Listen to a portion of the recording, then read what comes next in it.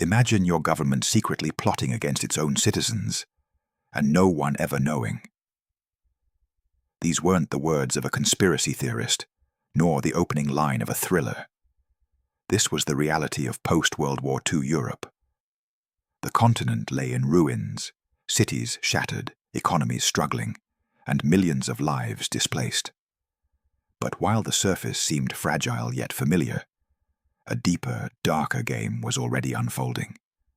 The Cold War wasn't only fought with armies or tanks. It was fought in the shadows, with secrets and strategies hidden from public eyes. After 1945, the world was divided. On one side stood the Soviet Union, pushing its ideology across Eastern Europe. On the other, the United States and its European allies, forming NATO, prepared to counter this growing influence.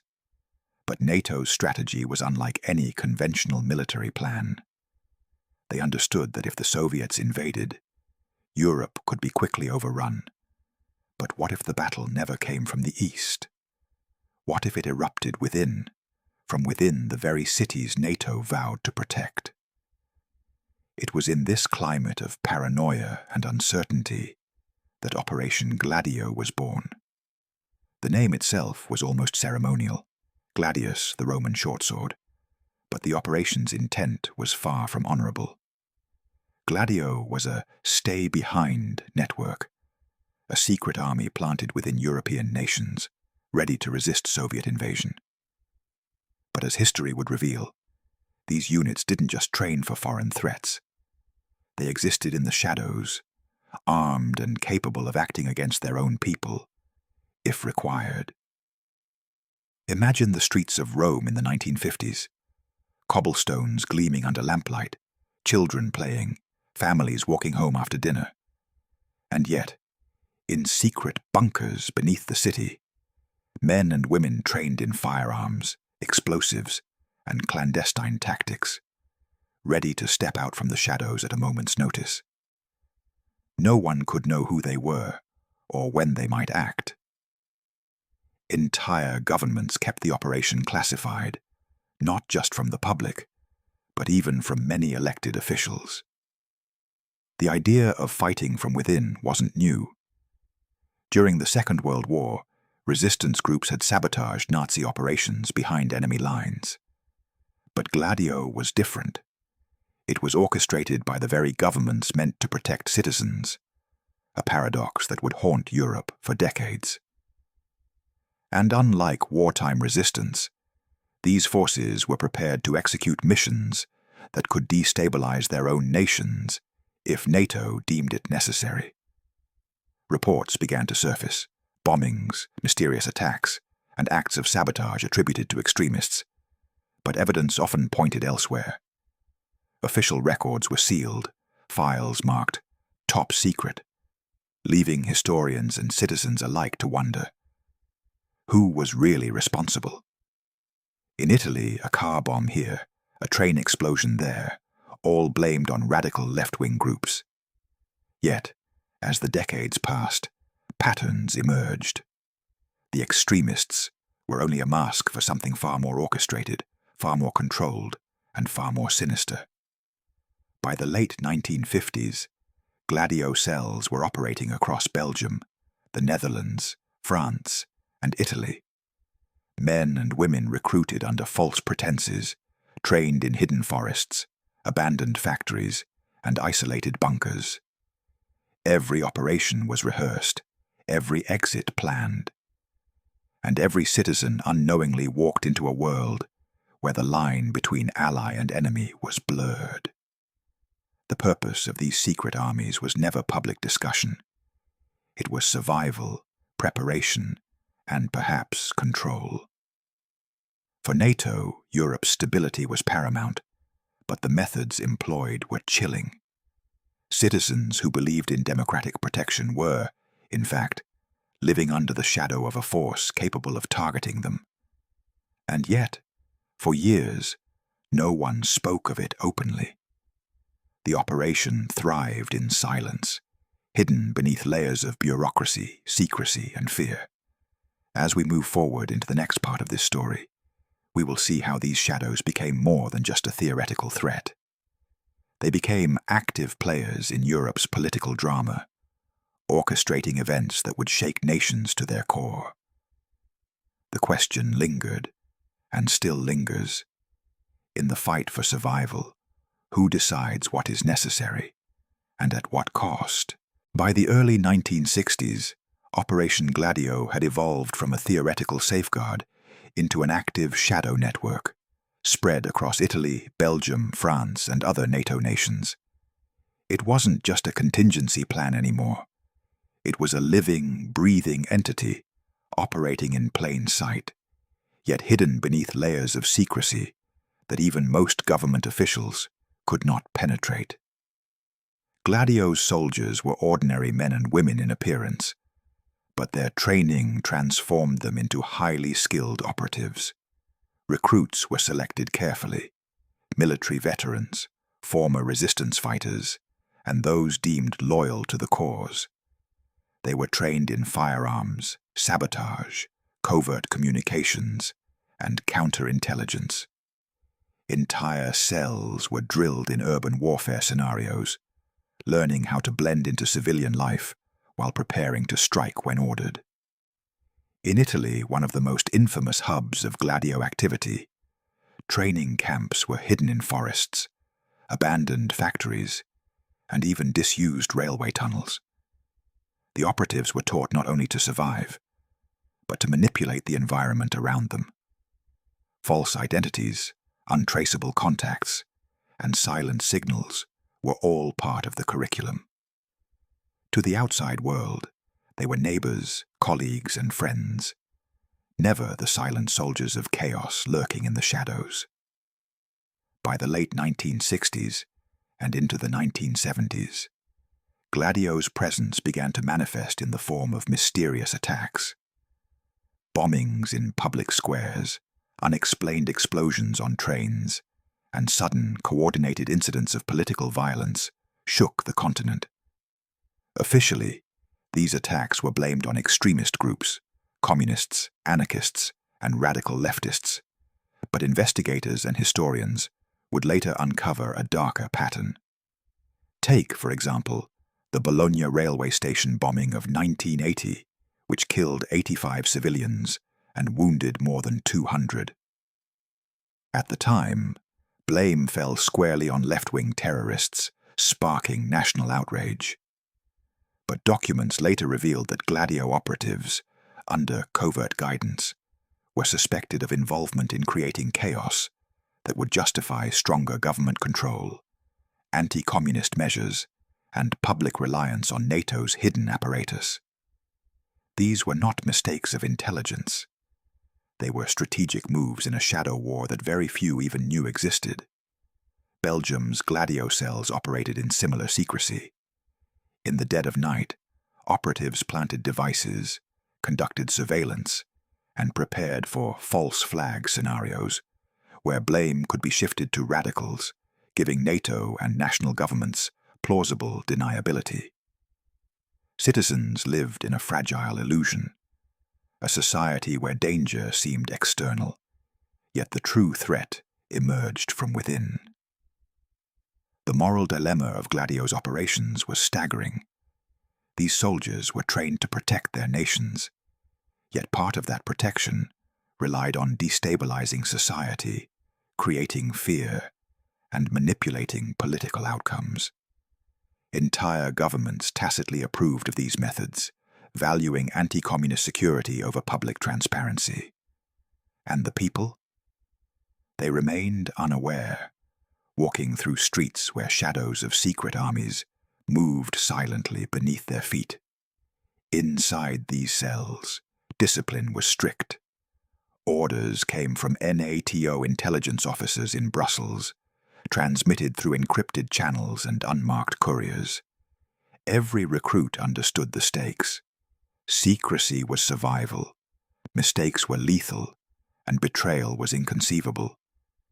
Yet the more the cells trained, the more powerful they became, and the greater the potential for tragedy if they ever turned inward. By the mid-1970s, Europe was a continent on edge. Bombings, political kidnappings, and unexplained acts of terror punctuated the daily lives of citizens. Gladio remained officially invisible, a ghost army, yet the consequences of its existence were tangible, measurable, and terrifying. The very governments sworn to protect their people were complicit in operations that blurred the line between defense and domestic terror. As the shadow network matured, so too did its audacity. The stage was set for events that would not only expose the existence of Gladio decades later, but also leave a permanent scar on European politics and public consciousness. And for the ordinary citizen, the question was no longer theoretical. How do you protect yourself when your protectors may be the architects of chaos? By the late 1970s, the people of Europe had no idea they were living under the shadow of an invisible war.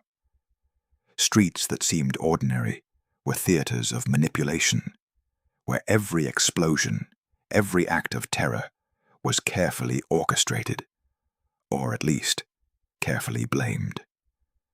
How could a government tasked with protecting its citizens justify operations that put them directly in harm's way? Could safety and secrecy ever coexist? Gladio's cells had matured into a network capable of influencing entire nations. But the paradox was chilling. The very forces meant to defend democracy were undermining it from within. Bombings in Bologna, mysterious attacks in Rome, unexplained fires in Brussels, each incident blamed on extremists, each one slowly eroding public trust. And yet, the true perpetrators remained ghosts, invisible to the law, invisible to history. Who was really in control? The politicians, the intelligence officers, or the silent army operating beneath their feet? Inside Italy's hidden bunkers, recruits followed strict protocols, rehearsing scenarios where failure wasn't just a setback, it was catastrophe. They trained for defense, yet their missions often mirrored the tactics of the enemies they were meant to fight. Could a soldier still call themselves a protector when their actions caused fear among the very people they vowed to defend? The paradox of Gladio's mission wasn't lost on them.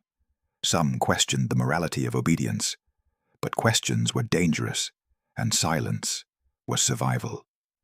Who decides the line between loyalty and complicity? Belgium and France had their own tales of shadow warfare. Overnight, small explosions would rattle neighborhoods, kidnappings would spark panic, and public outrage would follow, all while intelligence officers monitored every reaction, analyzing fear like a laboratory experiment. Citizens demanded justice, but justice was elusive. The laws were blind to secrets hidden in classified files. How long could a society endure when the protectors and the threats were the same? Could fear be weaponized without destroying the very trust it relied upon? And then there were the political ripples, governments reacting, elections swayed, public opinion manipulated. Each act of covert terror was calculated to provoke a reaction that strengthened NATO's control, justified anti-communist measures, and subtly guided national policy. But what happens when the line between necessary defense and domestic terror is erased? When survival becomes a justification for chaos, who is left to question the morality of it all? Across Europe, ordinary citizens walked through the ruins of uncertainty, unaware that they were living in the crossfire of an invisible war. Every headline blamed an extremist. Every act of violence deepened suspicion of neighbors and strangers alike. And all the while, Gladio remained in the shadows, its influence unseen yet undeniable. Could a continent recover when its safety had been built on deception? Or was Europe destined to pay the price for secrets too dangerous to reveal? By the end of this era, the fear from within was no longer theoretical. It had become part of the fabric of daily life. Children played in streets that once echoed with terror. Politicians made speeches promising security, and the world looked on, unaware that the greatest battles were fought not at the borders, but in the minds and lives of ordinary citizens. And yet, the question lingered. How much of history we know is shaped by invisible hands? How many events, labeled as chance or extremism, were orchestrated in silence? By the late 1980s, whispers of a hidden war could no longer be contained. Journalists, historians, and a handful of courageous politicians began piecing together fragments of Operation Gladio. Classified files leaked, testimonies emerged, and Europe began to realize that the terror that had haunted its cities was not entirely at the hands of extremists. The very forces sworn to protect them, the silent, secret armies trained and armed by NATO, had been operating in the shadows for decades. But how deep did this deception truly go? In Italy, parliamentary inquiries shocked the public. Politicians admitted that secret networks existed, that bombings attributed to left-wing radicals may have been orchestrated or facilitated by Gladio operatives. Citizens who had believed in the sanctity of law and order were confronted with a chilling truth. Their governments had sanctioned operations that endangered the people they promised to protect. Could a democracy survive when its defenders operate outside its own laws? How much of what we accept as history is merely a carefully constructed illusion? Belgium, France, and other nations faced similar revelations. Files revealed training programs, covert missions, and intricate chains of command stretching back decades. The networks were vast, sophisticated, and frighteningly effective. Yet, for every document uncovered, countless actions remained hidden. How many attacks were misattributed, how many lives affected, and how many truths never surfaced? And as Europe reckoned with these revelations, questions arose. Could such a network ever exist today, hidden behind layers of secrecy, influencing events in ways we might never discover? The moral implications were staggering. Soldiers who had believed in their mission as protection now faced scrutiny for acts that may have crossed the line into terror. Governments had to confront the paradox of defending democracy by undermining it from within. And the people, ordinary citizens, were left with an unsettling realization. Survival at any cost may come with consequences that only history can reveal. Could society forgive the deception, or was the betrayal too profound? Operation Gladio's legacy extends beyond historical documentation. It's a warning that power, secrecy, and ideology can converge in ways that challenge the very fabric of society.